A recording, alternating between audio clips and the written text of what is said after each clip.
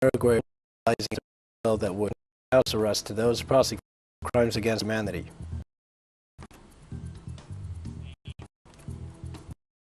The United States government won an appeal against a British court ruling that had blocked the extradition of Julian Assange from the United Kingdom.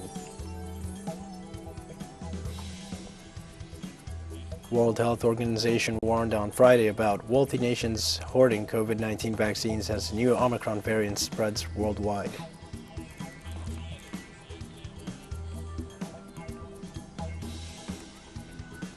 Hi, you're watching From the South. I am your news anchor, Diego Martin, from the TeleSUR studios in Havana. We begin with the news. Social movements in Uruguay are mobilizing against a bill that would grant house arrest to those prosecuted for crimes against humanity. Demonstrators, among them mothers and relatives of disappeared detainees of the former military dictatorship, as trade unions mobilized to reject the bill by 3 senators from the far-right Open Cabildo party, a member of the governing coalition with a large military membership led by a former commander-in-chief of the army. The bill would grant house arrest to all convicted persons aged over 65, regardless of their crimes. The opposition Broad Front underlined that the protest ratifies its commitment to truth and justice and the firm desire that the atrocities that occurred during the last dictatorship are never again committed in Uruguay.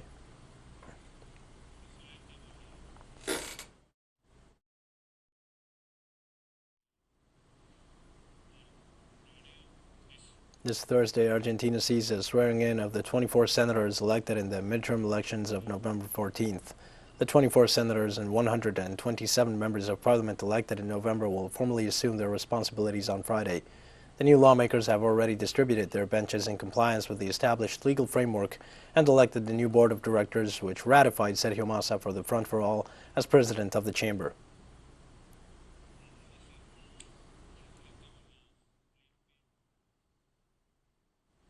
A group of jurists have filed a new impeachment request in the Brazilian Chamber of Deputies against far-right President Jair Bolsonaro, based on the report of the Parliamentary Commission of Inquiry on his management of the COVID-19 pandemic. With the latest requests, there have now been a total of 143 impeachment petitions filed against the Brazilian president since he took office. On this occasion, the petition was filed by jurist Miguel Reale Jr., together with 3 senators. Reale criticized Bolsonaro's defensive posture regarding so-called herd immunization without vaccination, as well as a boycott of the use of face masks, vaccines, and social isolation, and his promotion of large gatherings of his supporters.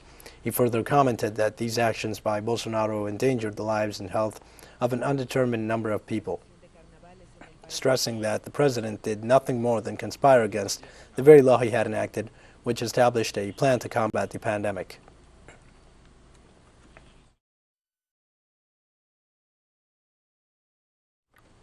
Chile's legalization of same-sex marriage was signed into law this Thursday, representing a major achievement for the LGBTQI community.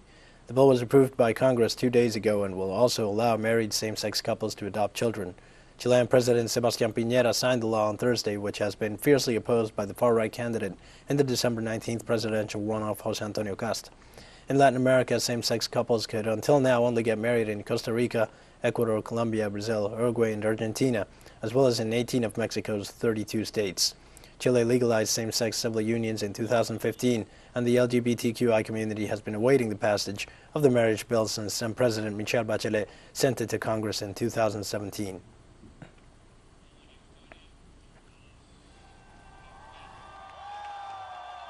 Well, the AIFA International Electronic Music Festival returns to Cuba this December for its 5th edition, bringing together artists from Latin America and Europe. We have more details with our correspondent, Lisandra Andres. The AIFA Festival returns to the Cuban culture scene this December.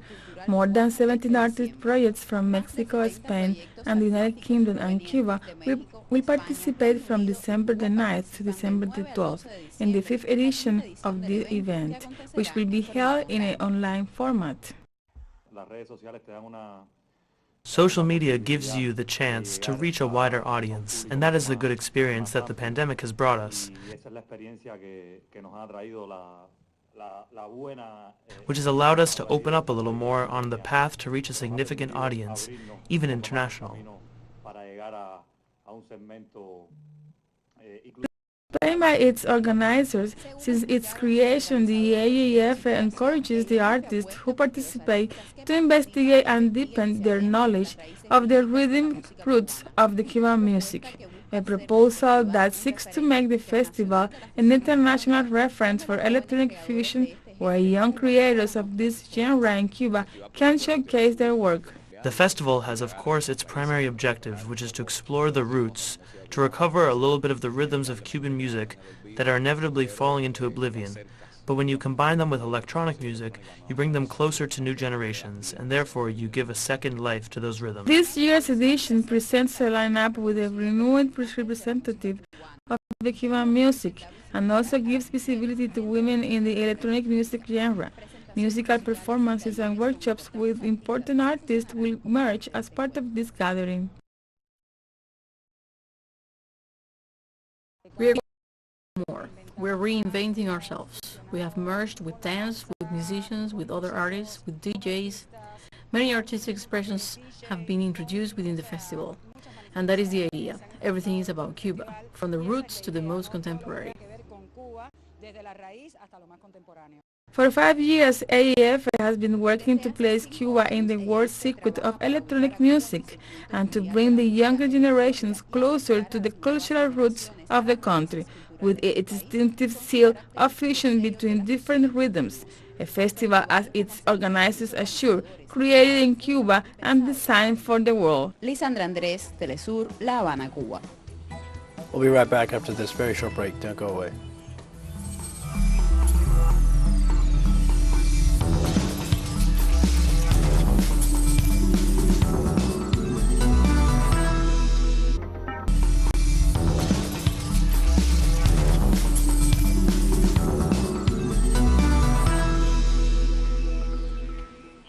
Welcome back to From the South. On Friday, the High Court of Justice in London approved the extraditing the Australian journalist Julian Assange to the United States. As soon as the decision was known, Reporters Without Borders expressed its rejection for the possibility of extradition, saying it will bring dangerous consequences for the future of press freedom in the world. Two appeal judges accepted U.S. assurances that the WikiLeaks founder would not face the strictest measures before any trial or after conviction. The London Court of Appeal returned to the case of Assange's extradition to the U.S. to a lower court in Westminster while the WikiLeaks founder remains incarcerated. However, Assange's defense still has the right to challenge the verdict by filing an appeal. If extradited, tried, and convicted, he could be jailed for up to 175 years, although the exact sentence is difficult to estimate.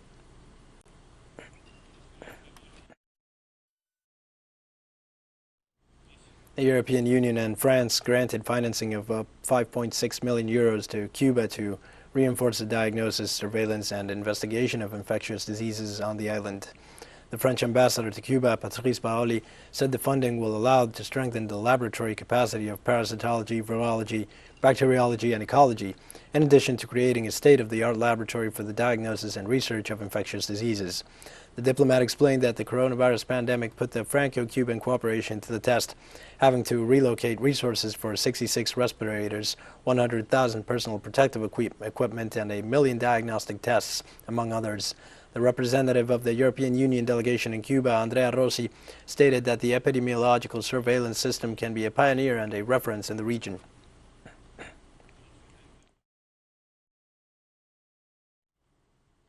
Russian President Vladimir Putin warned of the possibility of genocide in Ukraine in the face of escalating Russophobia. The comments came in response to questions from reporters at a time of heightened tensions as Ukraine continues a military buildup on Russia's borders, with the backing of Western powers led by the United States. The Russian president pointed to Kiev's attacks on Donbass, a predominantly Russian-speaking region that declared its independence from Ukraine in May 2014, following the fascist coup backed by the West. The United States and its allies have for weeks accused Russia of planning an invasion of Ukraine and massing troops along Kiev's borders while NATO forces continue their military encirclement of Russia and the West extends sanctions.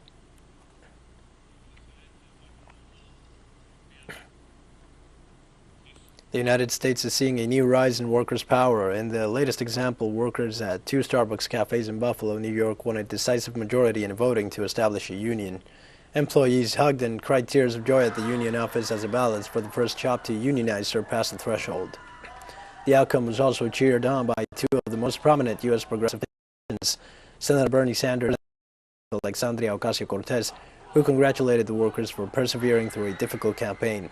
Under the banner of Starbucks Workers United, about 50 employees at cafes in this city launched the campaign in late August, seeking to become the first Starbucks stores to unionize of the over 8,000 corporate-owned locations in the U.S. Organizers say Starbucks rushed to hire new staff ahead of the election and launched a campaign of psychological warfare urging employees to vote no to unionizing.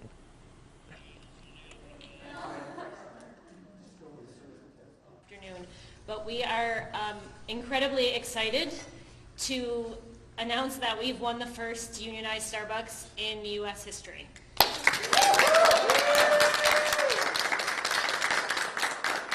has been an unbelievably long road to get to this point. We did a count today, and it has been 102 days since we filed our petition for unionization. All the way until now. Today it's 109 days since we asked to have an election in our store. And during that time, the company has swarmed our stores with managers. They have totally disrupted the work environment by closing down stores and remodeling them, taking us off of work. And they have hosted anti-union meetings. Smart organizer. The workers were hugely interested. I've never seen more interest in a worker. It was hard to find anyone that wasn't interested. And I've never seen in 44 years a more intense and unethical response by a global corporation to a union campaign.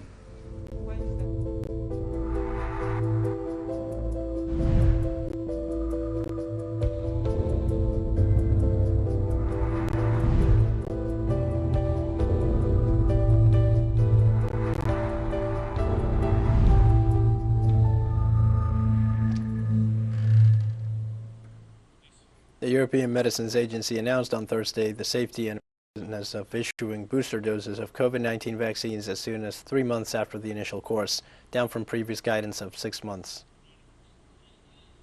Is to administer booster preferably after 6 months. The data currently available support safe and effective administration of a booster as early as 3 months from completion of the primary vaccination, should such a short interval be desirable from a public health perspective. Of note, today, cases appear to be mostly mild. However, we need to gather more evidence to determine whether the spectrum of disease severity caused by Omicron is different from that of all the variants that have been circulating so far. Only time will tell.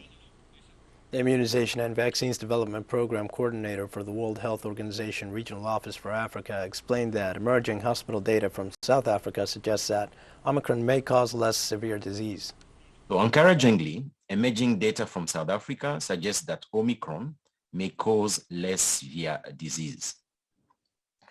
Data which looked at hospitalization across the country between 14 November and 4th December found that ICU occupancy was only 6.3%, which is very low compared with the same period when South Africa was facing the peak, which was linked at that time to Delta variant, and I'm talking about July this year. 3 sub-regions in the continent have reported an increase in cases.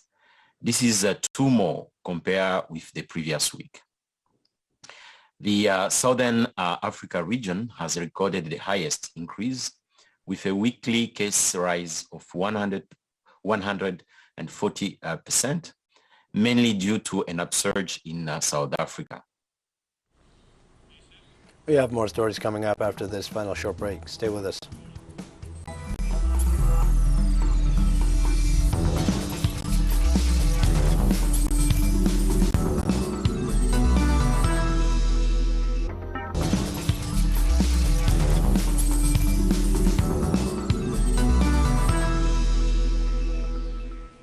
Welcome back. The World Health Organization warned against a renewed hoarding of vaccines by wealthy countries as the new Omicron coronavirus variant spreads across the globe.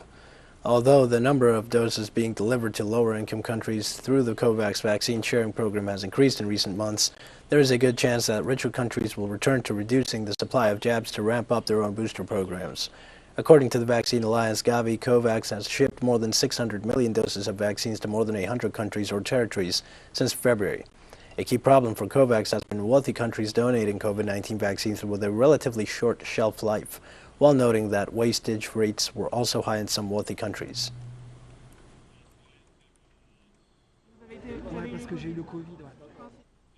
New Zealand's government has announced it will outlaw smoking for the next year, so that those who are aged 14 and under today will never be legally able to buy tobacco.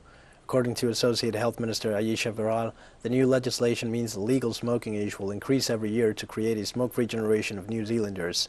The government announced a rising age alongside other measures to make smoking unaffordable and inaccessible to try to reach its goal of making the country entirely smoke-free within the next 4 years. Other measures included reducing the legal amount of nicotine in tobacco products to very low levels, cutting down the shops where cigarettes could legally be sold, and increasing funding to addiction services. The new laws will not restrict vape sales, though. Health of New Zealanders at a large. We want to make sure young people never start smoking, so we are legislating for a smoke-free generation by making it an offence to sell or supply tobacco products to those aged 14 when the law comes into effect. As they age, they and future generations will never legally be able to purchase tobacco, because the truth is there is no safe age to start smoking. Tanzania marked the 60th anniversary of its independence with a military parade and the presence of leaders of neighboring countries. The parade included drills by school children with leaders such as Kenyan President Uhuru Kenyatta and Rwandan President Paul Kagame in attendance. The former British colony known as Tanganyika secured its independence in 1961, officially becoming Tanzania after merging with Zanzibar 3 years later and adopting a system of multi-party democracy in 1992. The independence movements of the two nations had worked together in their struggles led by the Tanganyika African National Union and the Afro-Shirazi Party respectively. Tanzania First Woman President Samia Suluhu Hassan took office in May of this year.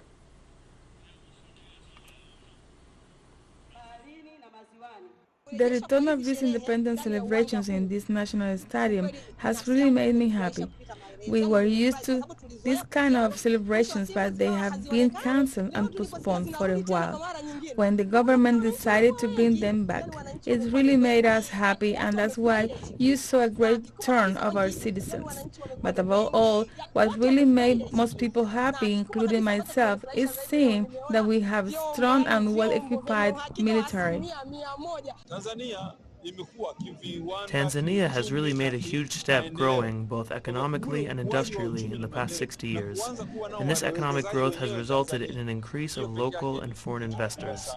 This is a great step for us, but also the infrastructure in our country has really been improved, which has resulted in bringing development to our country. I have been really impressed by President Samia. She has proven to us to have good diplomatic relations with our neighboring countries. Just imagine, we have witnessed 5 different presidents from different neighboring countries attend this year's independence celebration. But also, I personally have witnessed several cars and buses carrying foreign investors that have also attended today's celebrations. So this is a good sign for our country. The annual Festival of Lights has begun in the French city of Lyon, during which residents come together to decorate the facades of buildings, squares, and parks. Let's take a closer look in the following report. The Festival of Lights, celebrated in the French city of Lyon, is a festival that takes place in 4 days in a row, starting every December 8th. The whole city is illuminated at night, and public buildings, squares, and parks, and even lakes become canvases to display works of art.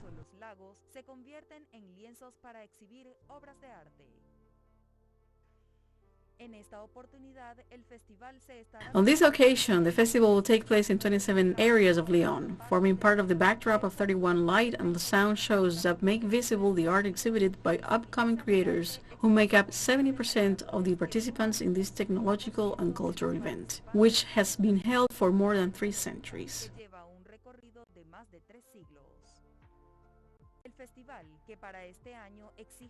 The festival, which this year demands that attendees comply with strict biosecurity measures to curb the spread of COVID-19, was originally a Catholic celebration that began in the 17th century, when the bubonic plague struck the inhabitants of Lyon.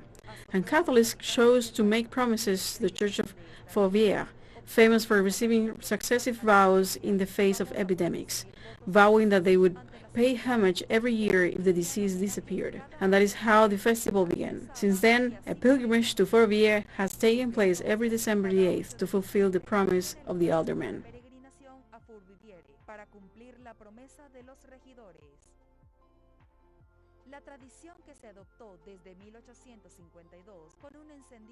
The tradition, adopted since 1852 with candle lighting on the evening of December the 8th, is considered the fourth biggest festival in the world in terms of visitors. Over time, it became a secular celebration that allows these spotlights to shine on this metropolis each year. While given the technological advances since 1989, and under the leadership of the city's former mayor, Leon's landmarks are with lights and artistic arrangements that give life to this legendary city.